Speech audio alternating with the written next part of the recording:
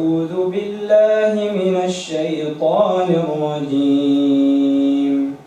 قل الحمد لله وسلام على عباده الذين اصطفى الله خير أما يشركون أمن خلق السماوات والأرض وأنزل لكم من السماء ماء فأنبتنا به حدائق ذات بهجة ما كان لكم أن تنبتوا شجرها أإله مع الله بل هم قوم يعدلون أمن جعل الأرض قرارا وجعل خلالها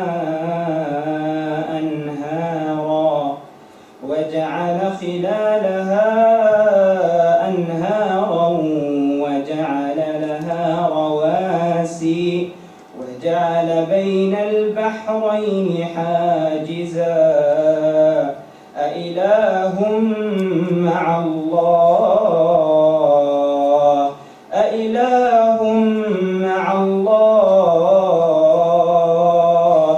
بل أكثرهم لا يعلمون أمن يجيب المضطر إذا دعاه ويكشف السوء ويجعلكم خلفاء الأرض أإله مع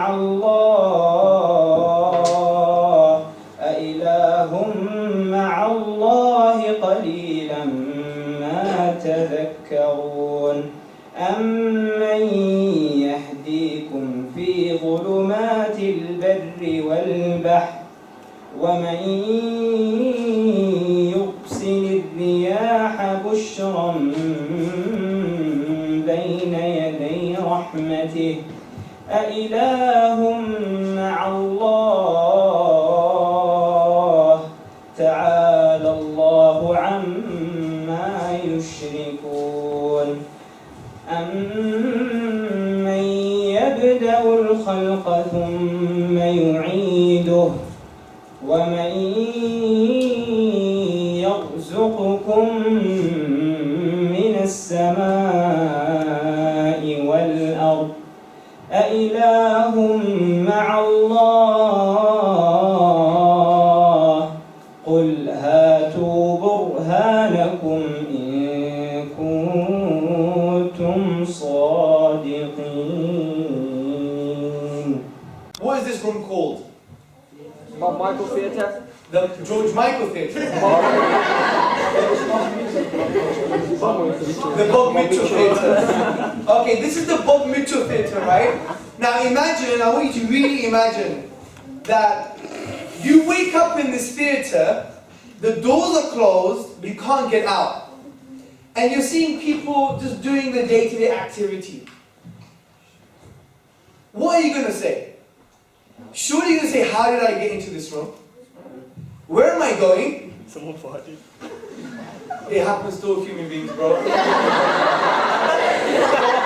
Don't point the finger as if you don't fart, okay? It happens to everybody, alright? So you don't have to say that. You don't have to interrupt my flow, okay? Good. Right, now let's get back to maturity, yeah? Good. So, you're in this room and you wake up and what do? Do you join people just doing the day-to-day activity, or do you question, how did I get here?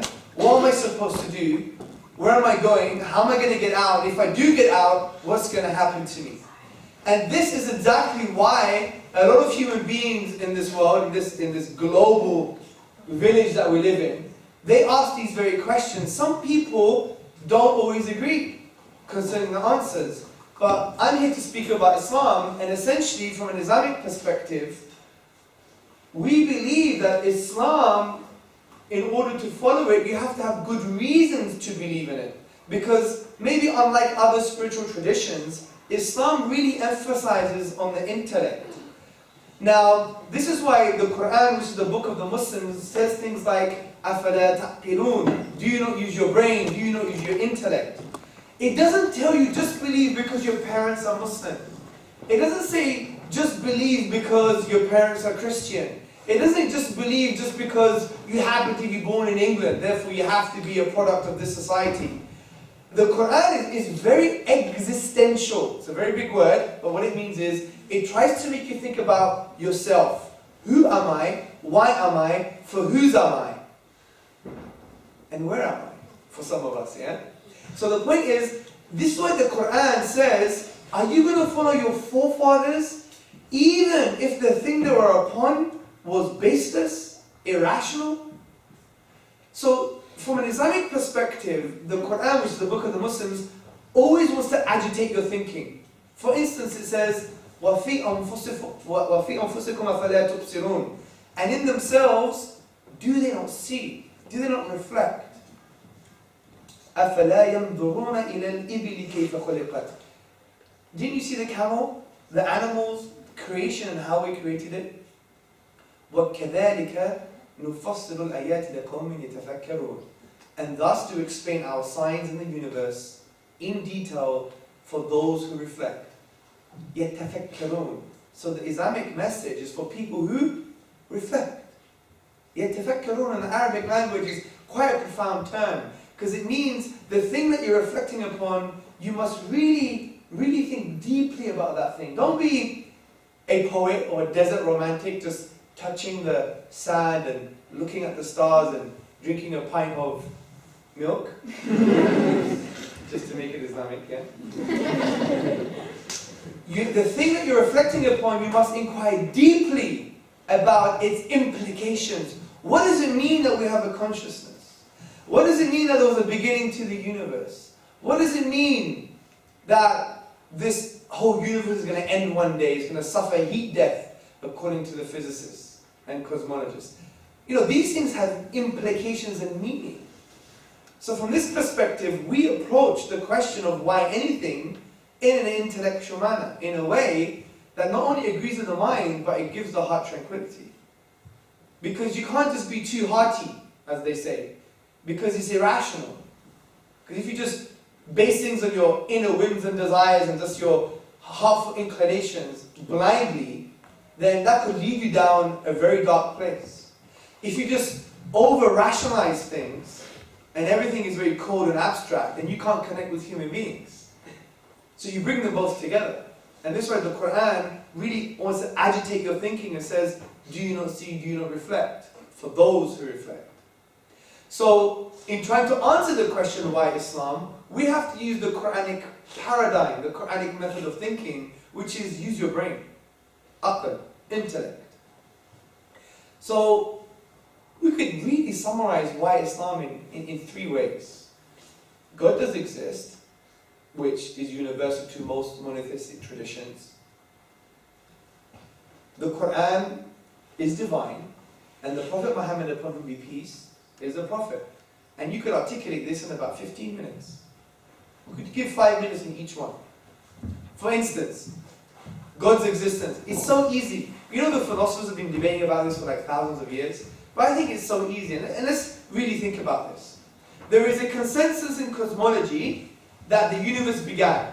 Okay, it began. It popped into existence. It was given birth to. It once wasn't here, and then it became here. We don't believe in the steady state theory anymore. When you learn this in science, I'm assuming you have science at this college, you'll be talking about the Big Bang Theory. And if you go deeper into university in academia, you'll find out the Big Bang Theory is actually not just one theory, but it's various models. For example, you have the Friedman Lemaitre model, you have the oscillating model, the quantum fluctuation model, and various other models. But the strongest model that many cosmologists, such as Alexander Vilenkin, a Russian scientist, even the atheist Professor Krauss, they're concluding that, you know what, the universe has a boundary, like an apex of a cone, and there's a space-time boundary, meaning t, time, is equal to 0. So the universe popped into existence. The question now is, if we apply this Quranic method of thinking, if the universe began, then there are only a few possible explanations. There are 4 possible explanations. If the universe began, which we can substantiate, there are 4 possible explanations. And you know what's interesting? The Quran gives the answer, actually gives the questions. In chapter 52, verse 35 to 36, it gives us 4 principles for things that begin to exist, just like the universe. Number 1, came from nothing. Number 2, created itself. Number 3, it was created by something else created. Number 4, created by something uncreated. Well, let's take the first option. Can anything that begins to exist come from nothing? This is an impossibility, because take it mathematically. 0 plus 0 plus 0 plus 0 plus 0 is equal to? Yeah. What about 0 minus 0 minus 0 minus 0 minus 0 is equal to? Well, 0 divided by 0 divided by 0 divided by 0 is equal to? So whatever you do with nothing, you still get nothing. So it's even a logical impossibility from a state of nothing to have something. What I mean by nothing is, if the universe started, it began, it must mean that it once wasn't here. It was in a state of nothingness. So how can something be once nothing, then become something just out of nowhere? This is an intuitive, it's irrational even to claim such a thing. So we know it couldn't come from nothing. What about it? Could it create itself? Well, this is again a paradox, isn't it? Because for something to create itself, it would mean it was in existence and not in existence at the same time. And that's impossible. For example, can your mother give birth to herself? Messy quote. But the point is, it's an impossibility, right? So the first 2 options are not options. Let's take the third option. Well, maybe it was created by something else created. Like, if I'm created, I can create a chair.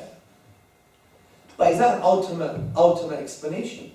No. Because if this universe was as a result of something else created, like another universe, then that universe must have been created. And if that universe was created, then what created that universe? And if that universe was created, then what created that universe? And if that universe was created, then what created that universe? And if that universe was created, then what created that universe? The point is, if you go on forever, you have an infinite regress of acts of creation, you would never have the universe in the first place. The ultimate answer is, it must be uncreated. Because if it goes on forever, you would never have the universe. We wouldn't be here to talk about this. This is where the classical theologian and philosopher Ibn Taymiyyah, he said, if we had an infinite chain of creators, we would never have existence. You'd have non-existence. Let me give you an example to really understand this. Say I want to shake this really cool young man's hand, right? Yeah? He does look cool, doesn't he? Yeah? But in order for me to shake his hand, I have to ask her permission. But she's a bit jealous. Right? She says, no, I'm more cool. But she has to ask permission as well, in order to gain permission, to give him permission. If that goes on forever, am I ever going to shake his hand? No. Exactly. So the ultimate answer is that the universe must have been created by something uncreated. Because we know it couldn't come from nothing, we know it couldn't create itself, we know it couldn't be explained ultimately by being created by something else created. Therefore, the fourth option is the most rational. It was created by something uncreated. Doesn't mean it's God. But when we keep on reflecting, it must be powerful, create the universe, must be knowing, create laws in the universe. And then we come to the conclusion that it's the divine. That doesn't mean Islam is true, it just means God exists. But then we move forward to the next step, which is revelation. Because we believe as human beings that, look, when we create something like a mobile phone, like an iPhone, what do we have inside? Temple Run. No, not inside the phone, inside the box. A manual, right? Now you may think, I'm an expert, I could do this trial and error by myself. But there's a few issues here. First, you'll have to learn things the hard way. Secondly, you will never be able to use all of the good features of the phone. There'll be some things that you've missed out. So the point is, life is similar, right? Life is far more complex than an iPhone. So are we saying the divine reality wouldn't give us some kind of message? I think revelation makes sense. Like we're knocking on the door. We know that there's something behind the door, but in order for him to tell us who he is, it must come externally. We can't make our own mind up on who God is. We'll have 6 billion different versions of God. That's why human beings have invented 3,800 names since 6,000 BC Sumeria on who God is. We have nearly 4,000 names for God. God knows. So the point is, it's more rational to conclude that there's an external revelation. And I think there must be 3 criteria to assess if it's revelation. Not blind faith. This is rational thinking. You're all rational human beings in college. Number 1, it has to have a logical view on God. If it says God is, for example, an elephant with 12 arms, and he's green, he's got tattoos on his face, there's a bit of a problem. Why? Because you think God is made up the stuff that we're made of. But if something creates something, it has to be distinct from that thing. If I make this lectern, do I become the lectern? No, I'm not part of the lectern. If I'm Bob the Builder, I make this building, do I become part of the building? No. So just like the creator, he's going to be... It takes long to register. Must be the hijab with the hair. I'm kidding. Now I'm not going to stop now, you see. Is that a mouse? Now there you go, make them stop. Right, so it has to be distinct, right? So it has to have the logical view on God. Number 2, it must be consistent. This book can't tell you that the world is flat. Then you can't say it's from the divine because we know there are some realities that we know are true, such as the roundness of the earth. Number 3, most importantly, number 3, must have a miracle. Must have a miracle. And we know from the Islamic perspective that the Quran actually challenges the whole of mankind concerning its authenticity and its authorship. In the 2nd chapter, 23rd verse, the Quran says, وَإِن كُنْتُمْ فِي رَيْبٍ مِّمَّا نَزَلْنَا عَلَىٰ عَبْدِنَا فَأْتُوا بِسُورَةٍ مِّن مِثْلِهِ وَادْعُوا شُهَدَاءَكُم مِّن دُونِ اللَّهِ إِن كُنتُمْ صَادِقِينَ. Which basically means, if you doubt this book, we have sent down to this person, Muhammad upon him be peace, then bring one chapter like it. And we know this formed the linguistic miracle of the Quran, the historical miracle of the Quran, and many other miracles. And what do we mean by miracle? What we mean by miracle is not breaking natural law, because that's just a pattern. Maybe we didn't see the pattern properly. What we mean by miracle is that it's an act of impossibility. We can't explain it naturally. And the Quran cannot be explained naturally. I'll give you one. There are many miracles, we don't have time. Let me just give you one. It's a historical one. The Quran mentions 2 different titles for the leader of the Egyptians. Pharaoh, Fir'aun in Arabic, and King, Malik in Arabic. Interestingly, it's for 2 different periods. Pharaoh at the time of Moses, Malik, king at the time of Yusuf, Joseph. 2 distinct periods. Because Moses was in the new kingdom of Egyptian history, and King Malik was in the old Middle Kingdom. The Bible just mentions Pharaoh. The Torah just mentions Pharaoh. The historians at the time, 1400 years ago, just mentioned Pharaoh. Hieroglyphs, the pictorial language of the Egyptians, so we could read the history, was a dead language. No one knew it. So for many years, people thought the Quran was wrong. Why does it have 2 different titles for 2 different periods? But in the 19th century, we discovered the Rosetta Stone. The Rosetta Stone was this thing that allowed you to decode the hieroglyphs. And what did we find? We find, in actual fact, the Quran was right. Because in the old Middle Kingdom, at the time of Joseph, he was never called Pharaoh, he was called the king, Malik. And only at the time of the New Kingdom, at the time of Moses, according to the hieroglyphs, he was called Pharaoh, which I believe means the great house. So where did he get this information from? Because all the other scriptures just mention Pharaoh. The historians just mention Pharaoh. He had no access to hieroglyphs, so we can't explain this small piece of knowledge naturally. So it's an act of impossibility. Therefore it's a miracle. Therefore it's from the divine. And that's one piece of evidence. There's many, many more, including linguistic, scientific, etc. So there's the Quran. And what's interesting with the Quran, it actually answers the biggest questions, like why we're here in the first place. And the Quran says, إِلَّا لِيَعْبُدُونَ, except to worship God. Now worship God doesn't mean headbutting the floor 5 times a day. Okay? Worship is comprehensive. You know what it is? It actually means don't be a slave anymore. Because I'll guarantee that every single person in this room is a slave. Even myself. You're all slaves. You are slaves. Let me tell you why. What's your name, bro? Omar. Where are you from? Eritrea. You're Eritrean, yeah? Did you choose that you were going to be black? No. You had no choice in that, right? No, alhamdulillah. Did you choose you're going to be Eritrean? No. Okay. Where are you from? Somali. Did you choose you're going to be Somali? No. Did you choose you're going to be a woman? No. Okay. I didn't choose I was going to be Greek. That looks Pakistani.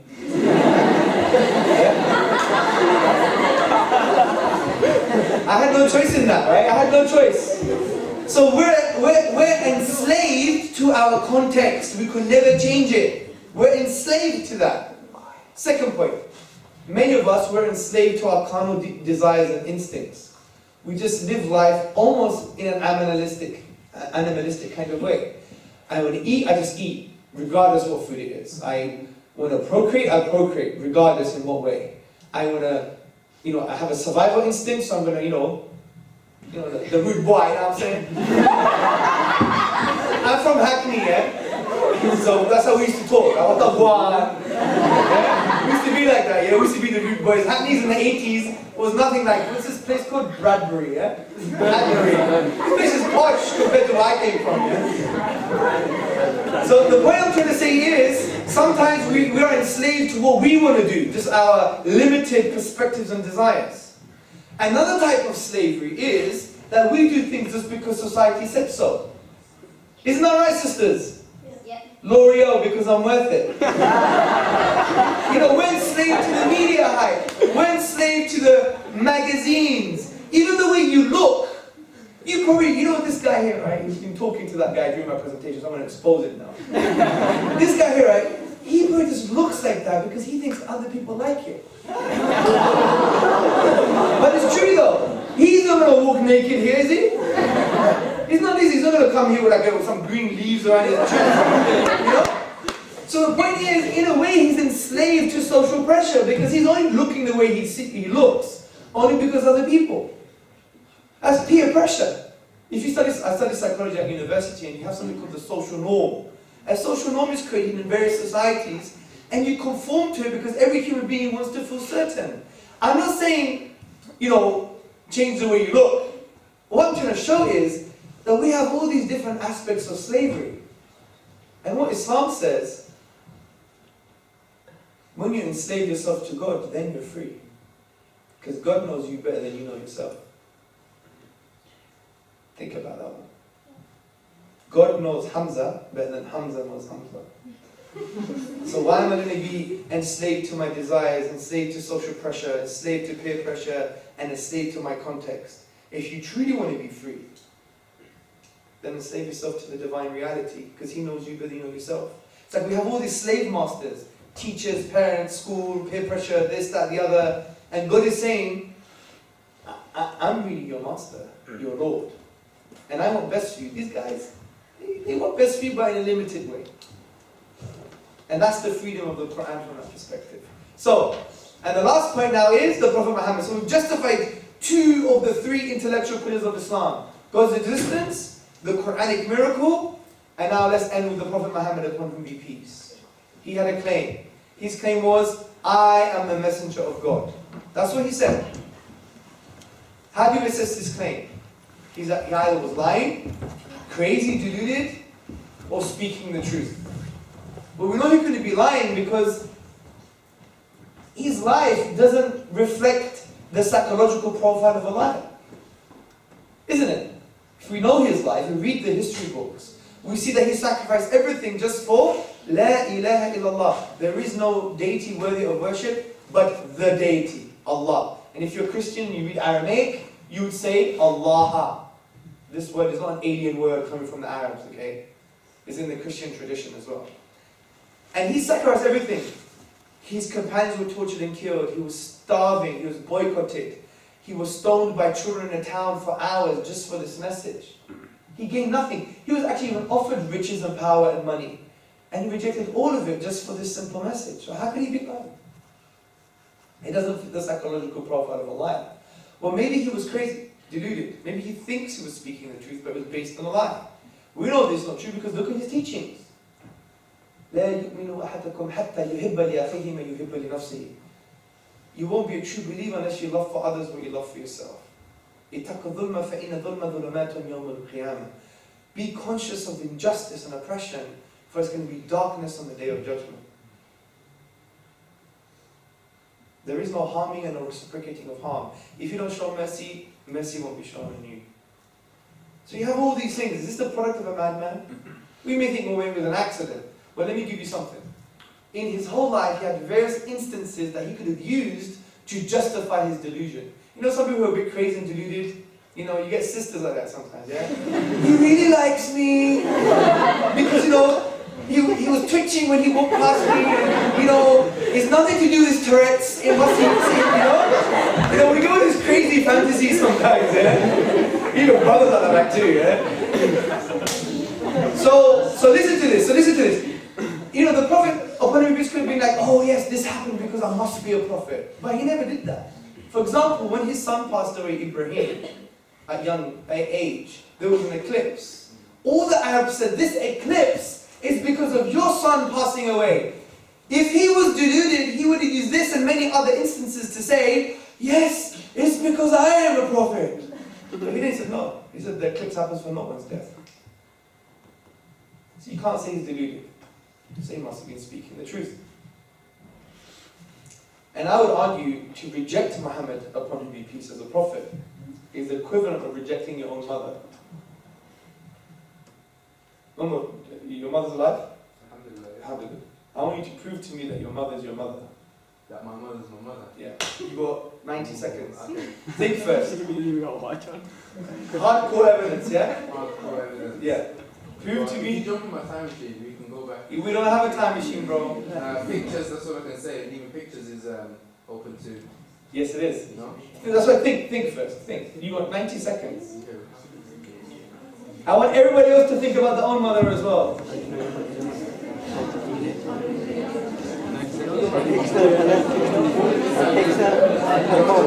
Okay, guys, listen. Okay, guys, listen. Right. Give me your answer. I said there's all of it is circumstantial. The closest I can get is birth certificate, pictures, and my mother's testimony. Excellent. Because she's my mother. Excellent. So, what you've just given me is his testimony. Okay, a picture is pictorial testimony. Birth certificate is also written testimony, and her word is testimony. So you just got 3 pieces of testimony. Who your father is? Maybe. Yeah. 4 pieces of testimony. Midwife. Say 5. So we got 5 pieces of testimony that your mother is probably your mother. And that goes for everybody. You have no proof. You just have these testimony which could constitute proof, and it can. But the point is fine, she is your mother. But you know, if you reject Muhammad upon him peace, you reject your mother. Because do you know how many forms of testimony we have? 10,000. We have 10,000 companions of the Prophet Muhammad with biographical data. You told me 5 key people of Obama. 5 key people of Obama. Name me them. Name me 5 people of Gandhi that we know that are famous. Name me even 5 people of Jesus. Don't say the disciples, because we don't even know the second name. Sorry. Obama is Robert Gates, Brzezinski, Hillary Clinton. Yeah. The devil. Okay, now I want you to tell me the date of birth. If they're trustworthy, biographical data, you don't know. No? Exactly. We have 10,000 documented pieces of evidence for every single narrator of testimony concerning the prophethood of Muhammad upon him peace, and that he existed in his life. 10,000. So 5 and 10,000. What would the wise men do? Take 10,000. So, and if you don't, it's equivalent of rejecting your own mother. So let me summarize the lecture. We start off by saying if we're born in this room or we woke up in this room, everything's closed, we're going to ask the right questions. What am I doing here? Where am I going? What's going to happen to me after this room? We talked about the Quranic method of thinking, which is not to be blind faith and follow your forefathers, to use your intellect and your mind. And we talked about God's existence. The universe, for example, it couldn't be popped into existence out of nothing, couldn't create itself, couldn't be created by something else created, must have been created by something uncreated. Then we talked about the Quran. It has an intellectual challenge to the whole of mankind. We talked about the criteria of revelation, which is must have a logical view of God, must be consistent, and it must have a miracle. And we talked about some of the miracles, the historic one, but there are many others. Then we talked about the message of the Quran, which was to truly free you from your ego, from your context and social pressure. And also, we talked about the Prophet Muhammad upon him peace. He couldn't be a liar, couldn't be deluded, he must have been speaking the truth. So these are good intellectual reasons of why Islam. Thank you very much for listening.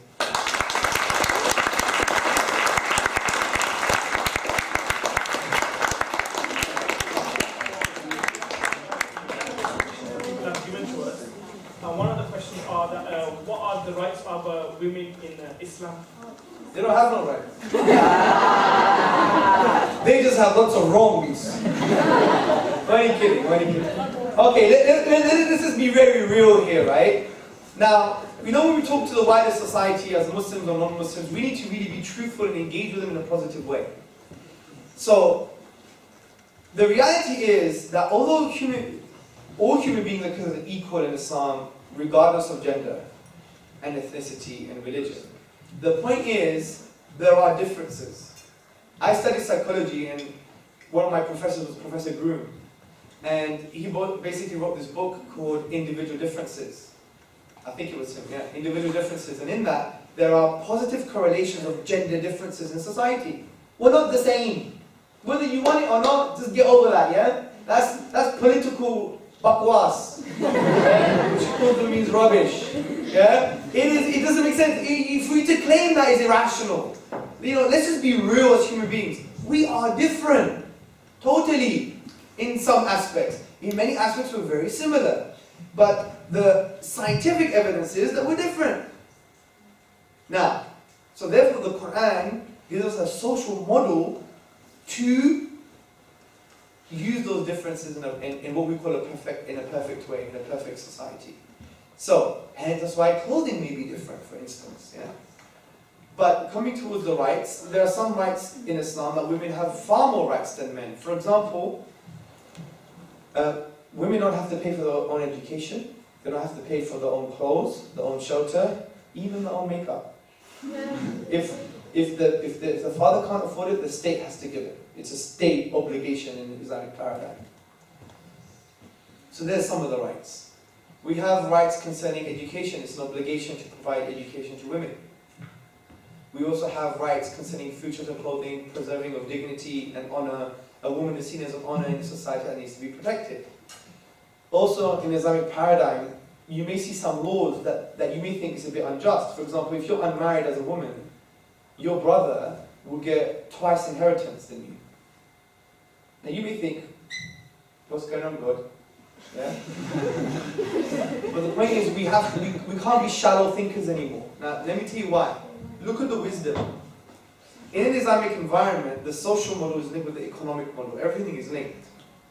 Now, his twice inheritance still means he's poorer than you.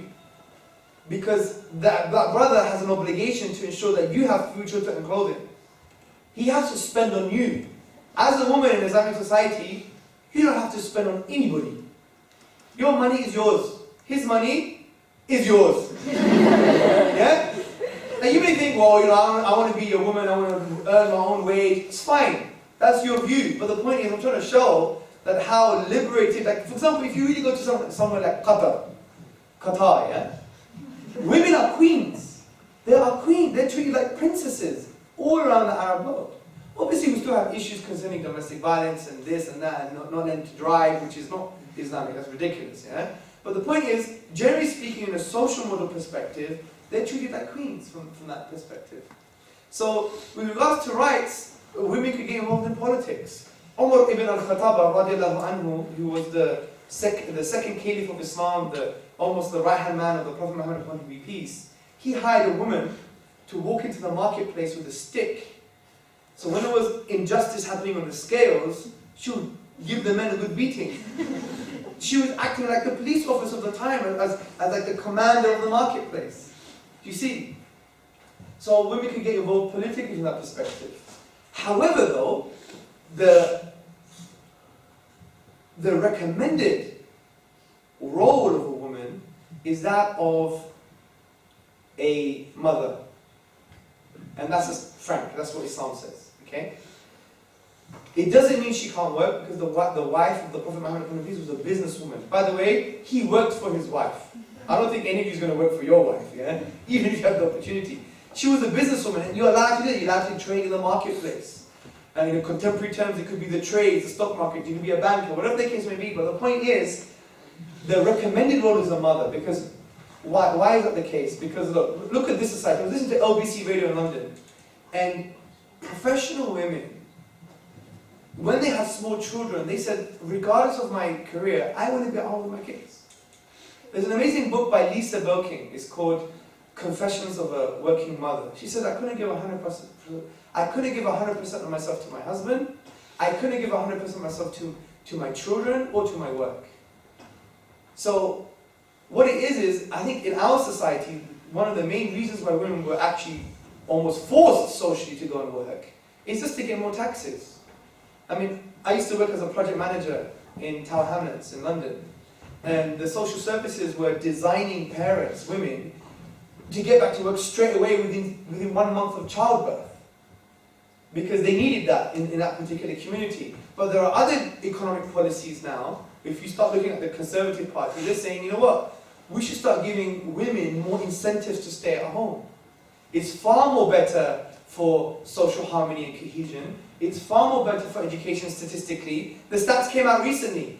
Go to the government statistics. Positive correlation. If you have someone at home, whether it's a male or female, it's far more better for the children and for society at large. It's not a crazy mufti or Osama bin Laden saying this, yeah? It's actually academics.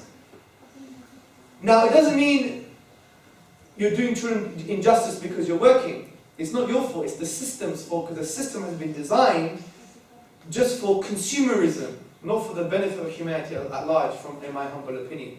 So this is why that is the central role of a woman in Islam, which we think is the most hardest job, and the hardest role.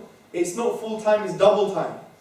Because you're an educator of your children, you're a protector of your children, you are this, you're that, you're everything. I mean, it's phenomenal work.